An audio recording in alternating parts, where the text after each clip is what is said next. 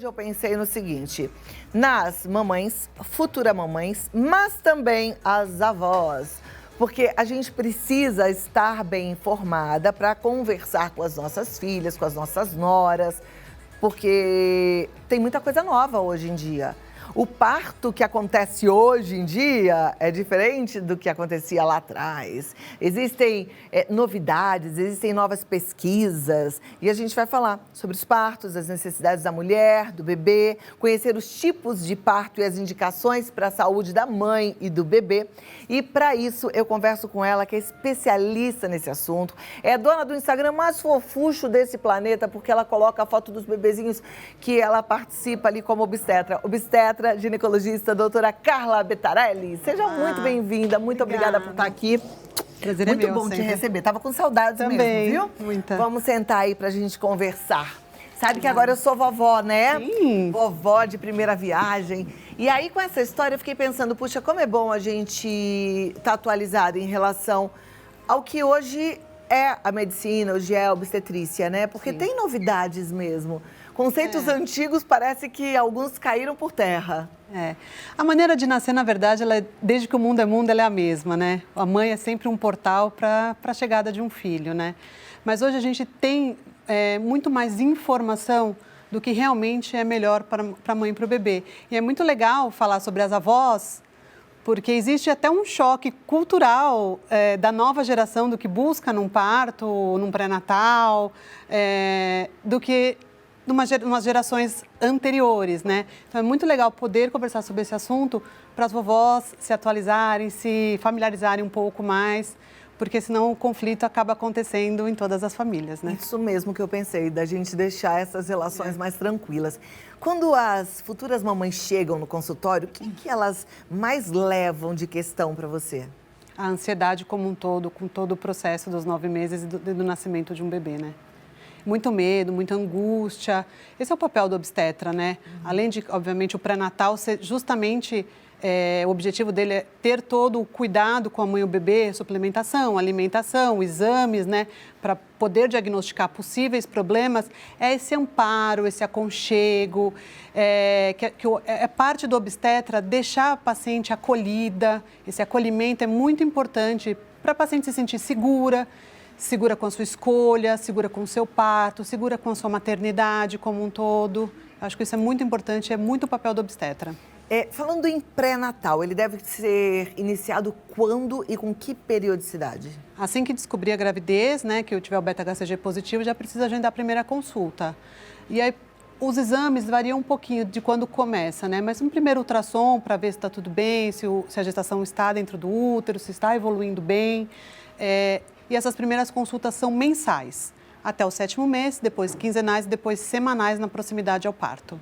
Ok. Tem algum exame muito importante que deve ser feito durante a gestação?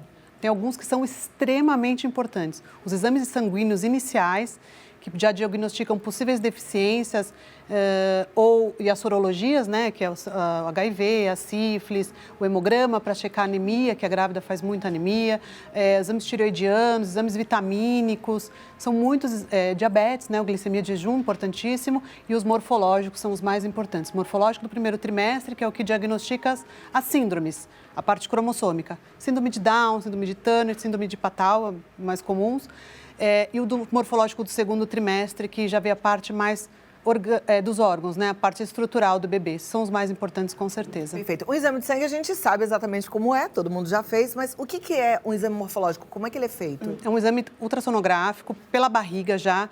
Ele é feito entre 11 e 14 semanas, melhor idade gestacional 12 semanas, e ele avalia alguns marcadores de bem-estar do embrião. Então, é a espessura da nuca, quando o embriãozinho... eu chamava de feijãozinho, mas agora me falaram o cavalo marinho. Eu achei tão bonitinho um cavalinho marinho, parece um cavalinho marinho, mas a gente vê a espessura da nuca, é o espacinho da nuca do bebê, a presença do osso da base do nariz, o osso nasal, e o ducto venoso, que é um vaso que a gente avalia no abdômen fetal. Com isso é feito um cálculo de risco para síndromes, né? Então, se você vê um risco, você tem um risco inicial antes de fazer o exame e esse risco é recalculado depois que é preenchido com esses dados do exame. Se esse risco aumenta a chance de uma síndrome, você precisa oferecer para a gestante um exame diagnóstico um pouquinho mais avançado. E aí, no caso, é para preparar essa mãe, né? Porque se existe uma síndrome, ela está ali, ela está presente. É mais para preparar essa mãe de forma psicológica, é isso? A grande parte dos exames, quase que na sua totalidade do pré-natal, ele é exame diagnóstico e não curativo, né? Tá. Então, os exames de imagem. Então, isso é para você preparar. Em algumas síndromes, a gente já sabe que o bebê pode evoluir com problemas cardíacos, por exemplo. Então, a gente já solicita um eco fetal mais precoce. E você prepara, além da mãe, da família, do psicológico, muitas vezes precisa preparar o parto também. Precisa ter uma equipe multidisciplinar um pouquinho mais ampla, dependendo da síndrome. Ok. Pensando que está tudo bem com essa mamãe, com esse bebê... E a grande maioria, graças a Deus, né? Ainda a gestante precisa tomar um suplemento? Eu me lembro que na minha época era ácido fólico, não sei, ainda é o mesmo? Como é que é isso? Hoje se estuda muito a suplementação na gravidez e a gente sabe o quão importante é para a saúde materna e fetal. Mundo ideal, que 3 meses antes que a consulta pré-concepcional seja feita, que 3 meses antes de engravidar, essa paciente já esteja bem suplementada. Então, o ácido fólico é importantíssimo. Hoje a gente usa muito mais o metilfolato, que é o ácido fólico na sua forma ativa, e outros suplementos vitamínicos que você possa ter deficiência, isso você vê com os exames laboratoriais. Além do ômega 3, que é excelente, né, que a gente já sabe sobre todos os seus benefícios do desenvolvimento da parte até neurológica fetal. Então, ácido fólico, polivitamínico, ômega 3 e muito individualizado. Hoje a gente busca muito na medicina a individualização da paciente como um todo, porque... Às vezes, eu estou gestante, uma outra gestante, nós não temos, com certeza, as mesmas necessidades e as mesmas deficiências. Quão é importante individualizar cada paciente, né? Perfeito.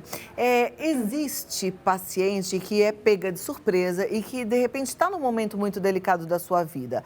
Gestantes podem ser medicadas com remédios psiquiátricos se elas engravidam no meio de uma depressão, de uma síndrome do pânico?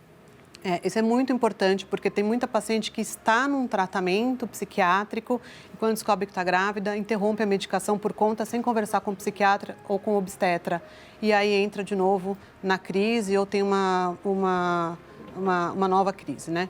Então, alguns medicamentos são seguros na gestação, não são muitos, mas muitos deles a gente dosa o risco-benefício junto com a gestante, junto com o psiquiatra, para decidir sobre a medicação, mas existem medicações seguras tanto na gestação quanto no puerpério, que é um segundo momento de alteração emocional muitas vezes pior do que na própria gestação. Então tem que procurar ajuda, tem que manter medicamento, tem que conversar com o psiquiatra, tem que conversar com o obstetra. Muito bem. Estou pegando todas as pontas, tá, gente? Pensando aí em ajudar você que está em casa. Durante a gestação, a gente precisa cuidar também do nosso corpo, né? O que a gente pode fazer, por exemplo, com a nossa pele? Porque a pele, ela vai esticar muito ali para evitar estria, evitar depois o desconforto de ficar com um corpo muito diferente do que a gente gostaria. O ponto da estria, ele é muito particular, porque assim, tem pacientes que podem se besuntar de creme durante os 9 meses e terão estrias. Existe muito da parte do componente genético para dessas peles, né? De pacientes que têm maior características para ter estrias, mas o principal é evitar o ganho excessivo de peso durante o pré-natal. Como? Não tem segredo, é o de sempre. Alimentação saudável e equilibrada, associada à atividade física. Grávida pode fazer atividade física? Deve, quando não é contraindicada pelo médico. Deve fazer atividade física. Até que mês? Até o dia do parto. Até o dia do parto. Ouviu bem? Agora, antigamente, as mulheres preparavam o mamilo para amamentar. Algumas passavam uma buchinha, outras tomavam um banho de sol. Existe esse preparo ainda hoje ou isso já mudou? Todos os estudos mostram que esse tipo de preparo não evita a fissura mamilar, que é o grande problema, né?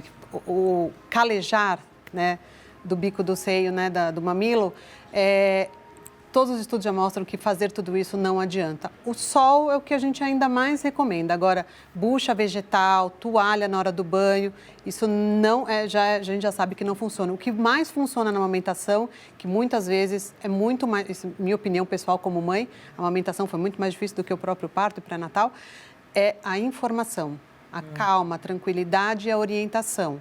Então, teve uma mastite, teve uma fissura, procurar um profissional, tratar o problema da amamentação logo no começo para não deixar agravar, né? Porque mastite é uma situação muito séria. Corrigir pega do bebê, ver se o bebê não tem a linguinha presa, isso é feita toda uma avaliação pela fonoaudióloga, inclusive dentro da maternidade. Então, se reorganizar como um todo na amamentação para você entender quando ali não está fluindo bem e pedir ajuda profissional. Maravilha. Hoje, pediatras, consultoras de amamentação, existe uma equipe multidisciplinar, a obstetrícia está cercada de equipe multidisciplinar muito interessante, é um caminho muito legal, com enfermeiras obstétricas, fisioterapeutas, as doulas, as consultoras de amamentação, para deixar cada vez a mulher mais segura durante o processo da amamentação e do parto. Vamos falar de parto agora, né? Essa é a grande questão. Ai, qual é o parto ideal? Qual o parto que ela deve escolher? Minha concepção, qual o melhor parto? O parto que a mãe e o bebê estejam bem. Não existe uma receita de bolo.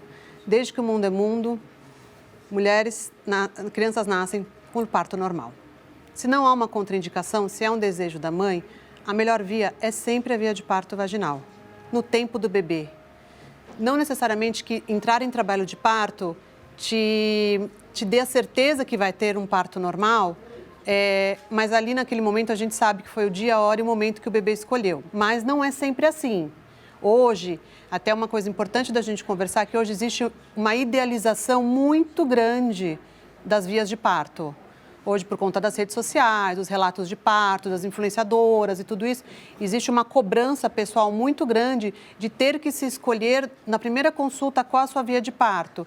E funciona mais ou menos assim, se você chega, né, eu acho que a gravidez, eu falo muito isso com as minhas pacientes, a gravidez é um momento que todo mundo te dá uma opinião que você não pediu, né? Então, você nem conhece, né? Então, se você fala, qual vai ser o parto? Porque eu falo, brinco, descobriu que está grávida. Vão perguntar, é menino ou menina? Qual o nome e qual o parto que você escolheu? Se você falar que vai ter parto normal, que você optou por um parto normal, mas sempre te contam uma tragédia em relação ao parto normal. Fulana teve isso, faltou oxigenação, aquilo todo. Se for a cesárea, mas você é egoísta, vai escolher a data. Então, assim, nada que a grávida escolha, ela tem apoio, na verdade, né, da sociedade. Tudo é julgado, então, uma escolha. Então, o prato mais importante é que mãe e bebê estejam bem, né? E, se possível, e se for do desejo da paciente, o parto normal, ele é desde que fomos criadas. Então, nesse caso, doutora, quem vai determinar o parto é o médico, porque ele que vai saber se mãe e bebê estão bem, não? Eu falo que quem determina o parto, na verdade, é o bebê, né? É o bebê, né? O dia que ele quer nascer. Mas existe a indução do parto. Existe a indução do parto. A gente pode induzir um parto para parto normal quando existe a necessidade do bebê nascer, seja por ter passado da data segura, da data do pós-datismo, que a gente chama, passou da data segura para ele estar na barriga, não deu nenhum sinal de parto, você pode fazer uma indução de parto natural, ou se, por exemplo, caiu líquido, por algum motivo o bebê precisa antecipar e ele tem condições, porque você não pode fazer uma indução de parto num bebê que está em sofrimento, por exemplo, ele não tolera um parto normal. Ou por alguma condição materna também. Então, você pode dar a oportunidade de um parto normal com a indução feita no hospital, com segurança, mãe e bebê monitorizados. Super possível de fazer. Perfeito. Vamos agora abrir para as perguntas. Você tem dúvida? Você quer perguntar alguma coisa? Tá com uma pulga atrás da orelha? Manda. 11 9 50 45 18 40. Falando sobre os partos, sobre a gravidez e agora... Vamos ver as perguntas, né? As meninas participam, eu fico super feliz que vocês são bem atuantes no nosso Vida Melhor e é bom. E a dúvida de uma é sempre útil para a outra também, porque afinal de contas somos todas muito parecidas, né? Então a gente vai aprendendo também com as questões que surgem aqui, tá? A produção pode liberar. Primeira pergunta diz, é verdade que existem 4 tipos de útero? E tem como saber antes da gestação qual o tipo de útero da mulher? Na verdade, ela perguntou sobre, acho que, malformações uterinas, né? Algumas mulheres têm O útero, ele é um formato como se fosse um ovinho de Páscoa, né, invertido, como se fosse uma pirâmide invertida. E algumas mulheres nascem com uma malformação, isso lá no nascimento, do útero da nossa mãe, com uma malformação uterina. Isso precisa sim ser avaliado, é super importante que seja feito esse diagnóstico pré-gestacional. Primeiro porque alguns tipos de úteros malformados, eles podem evoluir com abortamentos de repetição e outros com prematuridade extrema. São úteros que não conseguem se expandir o suficiente para segurar um bebê 9 meses na barriga. Isso tem forma de... Diagnóstico prévio? Não, diagnóstico de tratamento? Sim, sim. Tem tratamento? Tem tratamento. Essa mulher que tem esse útero invertido, ela pode tratar? Ele não é invertido. O útero invertido, que é uma dúvida que muita paciente tem, que a gente tem o útero antiverso fletido, que é a grande maioria, e o retroverso fletido. Uma dúvida importantíssima, acho que vai caber para bastante paciente aqui, é que o retroverso fletido não tem maior dificuldade de gravidez. E ele não muda a via de parto, tempo de parto, nada. O retroverso fletido ou antiverso fletido, que é a posição do útero. O que ela perguntou é sobre os úteros mal formados. Ele tem um formato diferente. Pode ser ou em coração, porque o nosso útero ele é assim. Uhum. Tem útero em coração, tem útero que tem uma parede e tem útero que ele forma, uma parte dele não forma e a outra parte forma. E ele fica como se fosse um útero unilateral. Esse, por exemplo, dificilmente, ele tem mais dificuldade para expandir com um bebê de 9 meses lá dentro. Então, a gente faz um pré-natal criterioso, muito criterioso. Perfeito. Próxima pergunta, vamos para a tela. Olha que pergunta boa, muito obrigada, é muito bom, né? Doutora, o que é episiotomia e em quais casos se faz necessário? Gente, esse assunto ficou em evidência até por conta de uma influenciadora que era contra e no final parece que não ficou muito bom, né? Não ficou boa a situação e aí deu-se o que falar. É um assunto muito interessante falar sobre episiotomia, até porque é uma coisa que mudou ao longo dos anos. Vou fazer 14 anos de formada e, assim, a episiotomia era uma coisa que se fazia de rotina durante a minha formação médica. Antigamente se fazia de rotina porque pensava-se que a episiotomia protegia o períneo durante o parto normal. Então, eu tive uma formação, nós todos médicos dessa geração, tivemos uma formação que a episiotomia era algo que era obrigatório a realização, a não ser que chegasse nascendo. E a gente sabe que isso não tem a menor necessidade hoje em dia. A menor necessidade, exceto em casos bem pontuais e específicos. Em caso que você precise abreviar um pouco o nascimento do bebê, sofrimento fetal, no qual aquele bebê esteja correndo risco de falta de oxigenação, que seja ou por um FORSP, por algum outro mecanismo que você precise ajudar o bebê a nascer, ou quando você avalia que vai ter uma laceração importante da vagina da paciente. Nesse caso, é se o bebê for grande demais? Não necessariamente, às vezes a posição, às vezes nasce com apresentação composta, cabeça e mão, nasce ao mesmo tempo, mas é uma avaliação que você só vai conseguir fazer ali na hora do momento da situação. Idem o sofrimento, idem o risco dessa laceração muito importante. E é algo que, assim, pode ser uma decisão tomada em 1 minuto, mas ela precisa ser comunicada à paciente, que ela precisa ser realizada. Gente, eu penso, e aí é a minha opinião, que a gente precisa ter uma relação de extrema confiança com o nosso médico. Qualquer especialidade, mas com obstetra, então, nem se fala. E você ali ficar entregue, sabendo que você decidiu pelo melhor e o que ele precisar fazer será feito, né? Eu acho que isso dá certo para todos os casos, né? Eu acho que... É a confiança, escolher sua equipe, a confiança, é saber que o profissional que você escolheu vai fazer o melhor por você ou pelo seu bebê. Então, hoje são bem pontuais os casos que precisam fazer episiotomia. Na grande maioria maciça, não há necessidade. Aí depois tem que dar os pontinhos. Caso tenha laceração, tem pacientes que ganham na loteria. E não precisa. Fiz um parto ontem. Não precisou nada? Nada. Que maravilha. Nada. 3.600, o bebê, nada. 3,6 kg? Uau! Próxima pergunta. Ai, gente, é tão gostosa essa fase, né? É tão gostoso esse momento. É a Kelly de Goiânia. Quem teve parto retido pode engravidar novamente? Tem algum risco? O que é parto retido? Deve ser aborto retido, talvez? Um parto retido pode? Se for aborto retido, depois da eliminação, né, o aborto é uma situação muito comum no pré-natal, né, que a gente pega muito, de 20% a 25% das mães podem evoluir com aborto, seja o aborto retido, seja o aborto espontâneo. e a gente pede para, se precisar fazer a cirurgia, né, que é a aspiração intrauterina, que antigamente fazia-se a curetagem, hoje a gente faz a aspiração, que é menos danosa ao útero. A gente pede 2 ciclos, em torno de 3 meses para uma nova gestação. Se for um abortamento habitual, natural, 1 mês para o endométrio se recuperar já pode fazer. Agora, parto retido pode ser que tenha sido um aborto tardio? Não sei. Aí ela pergunta se pode engravidar novamente ou se tem algum risco. Não, se foi um parto induzido com um óbito fetal, né, com o bebê que foi a óbito, foi feito como se fosse um parto, né, infelizmente de um bebê que não sem vida, mas pode engravidar. Ok. Próxima pergunta, Vera de Fortaleza. Fiz laqueadura, vou continuar menstruando normalmente? Sim. A laqueadura, ela pode, em algumas pacientes, ela pode cursar com uma irregularidade menstrual, um aumento do fluxo. Porque quando faz a ligadura das trompas, né, que é a laqueadura, como tudo é muito próximo, às vezes acaba amarrando um vasinho sanguíneo que vai para o ovário, acaba diminuindo um pouquinho a irrigação do ovário. Então, muito comum pacientes relatarem alteração do fluxo, aumento do fluxo menstrual após a laqueadura, mas menstrua normalmente. Uhum. Muito bem. Próxima pergunta, Letícia de São Paulo. Qual o melhor parto para mulheres com mais de 40 anos? Aliás, tá bem normal. Hoje em dia as mulheres estão esperando para ter bebê lá na frente, né? Tem muita mulher engravidando hoje dos 40. Hoje o perfil da paciente mudou bastante, né? No meu consultório, dificilmente vem alguém abaixo de 35 anos, né? Enfim, por toda a questão profissional. Mulheres acima de 40 anos, parto normal. Normal, tudo normal. Idade não indica parto nenhum. Ok. O que a gente sabe é que acima de 40 anos pode ter maiores complicações no pré-natal, hipertensão, diabetes, pré-eclâmpsia, mas a paciente de 40 anos saudável, de 21 saudável, de 45 saudável, parto normal. Até quantos anos é seguro engravidar ou mais tranquilo, mais fácil engravidar? A gente sabe que depois de 37 anos a reserva ovariana ela cai bastante, né? Ela começa a ter a gente nasce com uma população de folículos, né? Desde a barriga da nossa mãe já é formado e ele vai diminuindo ao longo da vida. Por isso que a gente tem esse prazo de validade que termina quando entra na menopausa.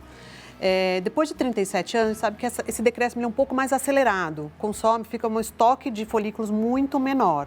Então, em relação a dificuldades, até os 37 anos, né, em pacientes que não tenham um histórico, alguma coisa diferente, acaba sendo um pouco mais seguro. Mas, como a gente mesmo conversou, eu recentemente fiz um parto numa paciente de 46 anos, gestação espontânea. Uau, olha lá. Parto normal, inclusive. Vamos para a próxima pergunta. A Amanda Lira, de São Paulo. Em quais casos se usa o fórceps? O fórceps é um instrumento, né? Antigamente usava-se muito mais do que hoje em dia. São 2 colheres de ferro, né? Que coloca na cabecinha do bebê durante o parto normal para você ajudar o bebê ou a nascer ou a fazer a rotação da cabeça quando está com o posicionamento errado da cabeça.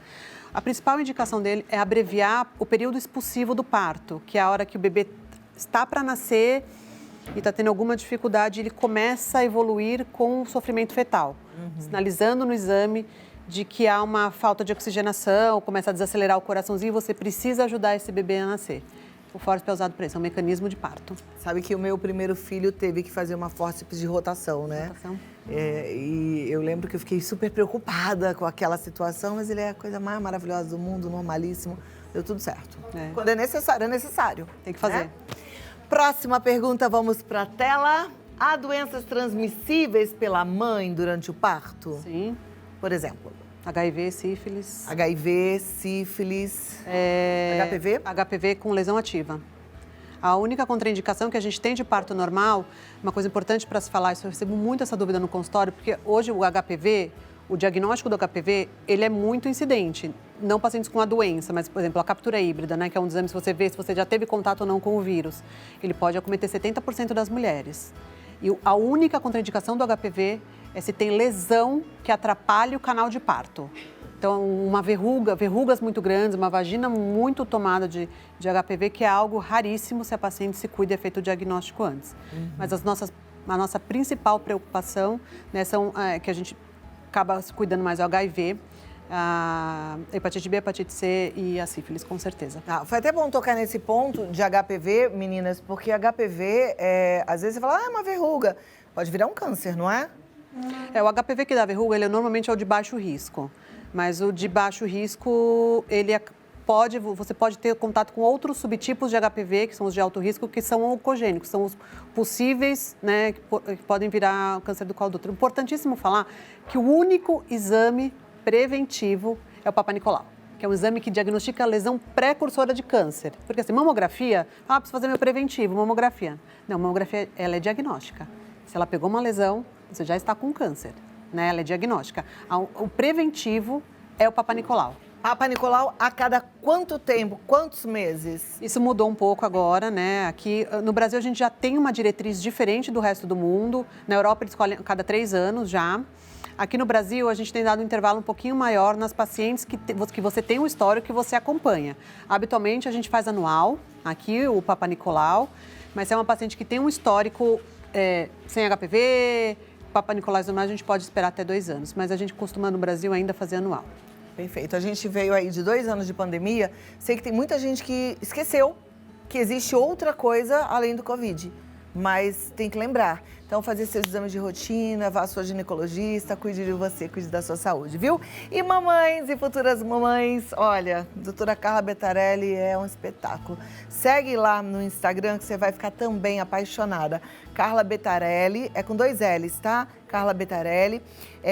Você tem a possibilidade de marcar para fazer uma consulta no 11 5573 1980. 11 5573 1980. Muito obrigada, Imagina, tava com muita saudade de você. Também. E até a próxima. Dê um beijo na família linda. Sim. Tá bom? Obrigada, doutora. Obrigada. Querida.